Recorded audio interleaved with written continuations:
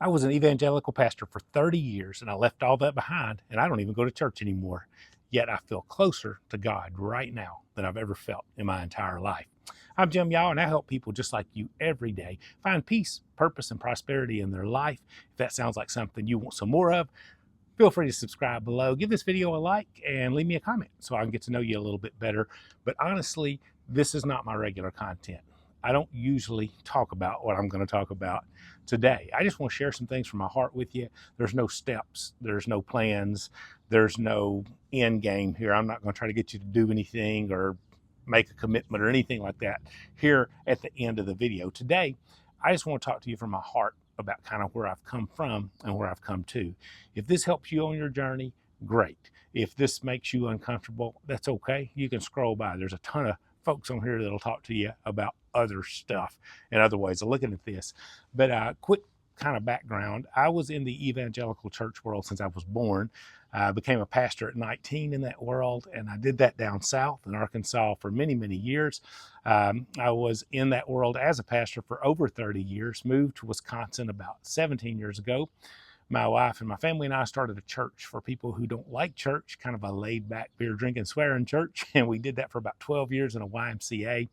And after COVID, we moved out of there, and I did that online for a little while.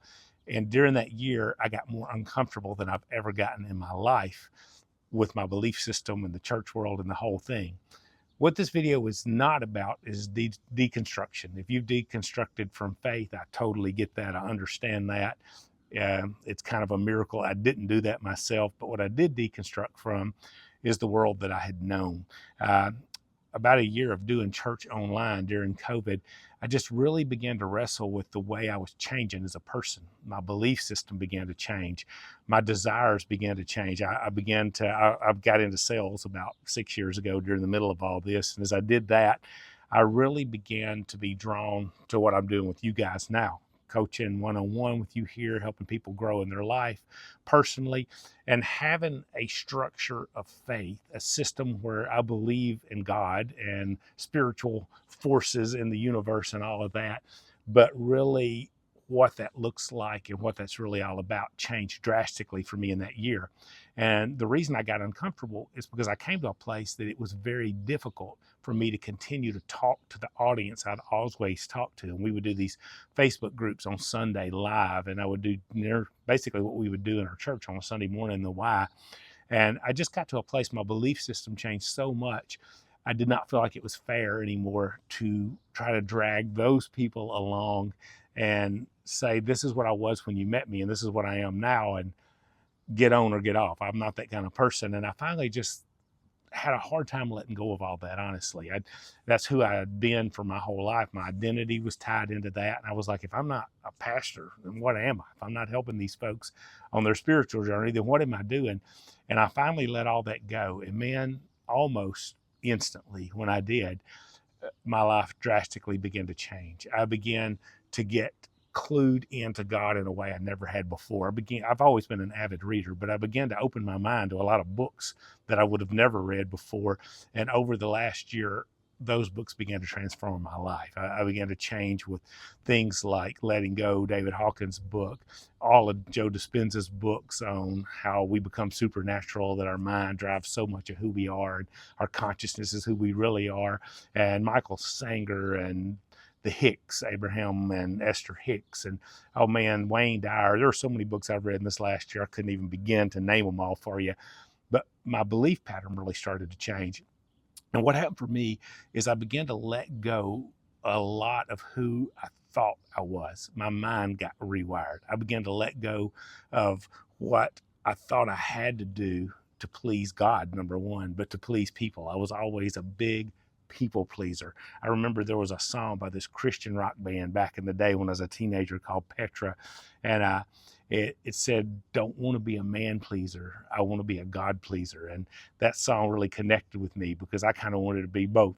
I wanted to be a man pleaser and a God pleaser. I just wanted everybody to be happy with me. And I started to see that a lot of that was because I just didn't really believe in myself. I didn't really love myself. I didn't really accept myself for who I really am.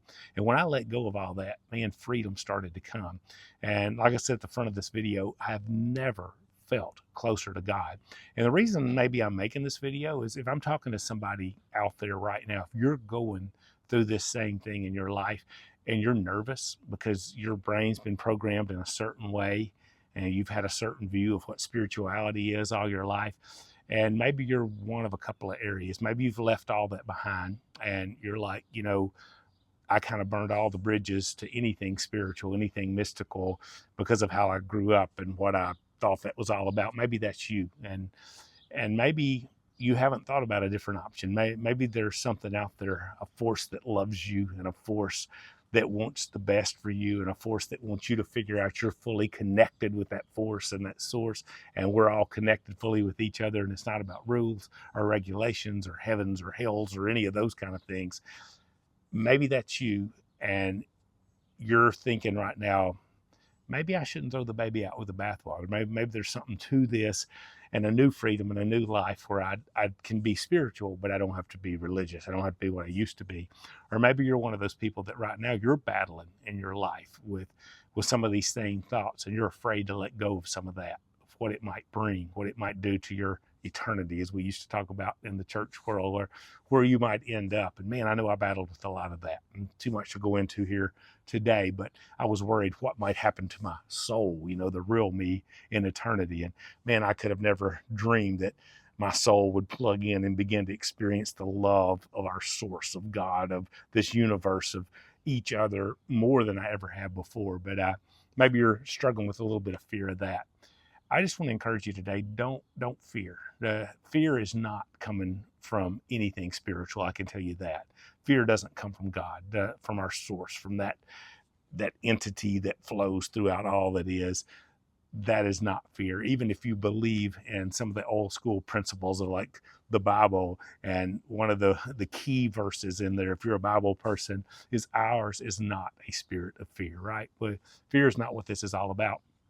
And maybe you're that person and you're struggling with letting some of that go. I just want you to know you can't go wrong here. You can't mess up. If you start to tune in and figure out who you really are, why you desire the life you desire, why you want the freedom you want, who that person inside of you really is, your consciousness, that person, part of you that lives on eternally, that thing that keeps existing, keeps existing, keeps existing. If you start to figure out who you really are and why you want the things you want, and you want to live the life you want to live, I promise you, that part of you is not going to let you down and lead you in the wrong direction. You're not going to mess up. You're not going to blow your life up. You're not going to get off track, as we used to say in the church world. None of that's going to happen. God loves you too much, and you love you too much for that. I just want to encourage you today that there is hope beyond religion. If you're a religious person that's struggling with all this and saying, hey, I just need something different than this, that's okay. That's a good thing. Life's moving you forward. I believe source is moving you forward. I believe there's a bigger, better world for you. And like I said today, I'm not here talking to you to try to tell you any concepts or give you any steps or plans or any of that. A lot of my videos are about that, and feel free to scroll through and look at them, and I can help you with a lot of that in your life. But today I just want to share from my heart about kind of where I've come from and where I've come to. And if that's something that resonates with you and it helps you, great. And if it's something that doesn't, I get that as well, my friend. I believe we are all connected together. And when we learn to figure that out and we get more connected to God, to our source, to this universe, and more connected to each other, that can't bring anything but good in your life. So wherever you're at on your journey today, blessings to you, my friend. And I pray you become fully you, because that's the best life that you can possibly ever live. I'm living mine now, and it took me 55 years to figure it out, and I don't want it to take you that long. Be blessed.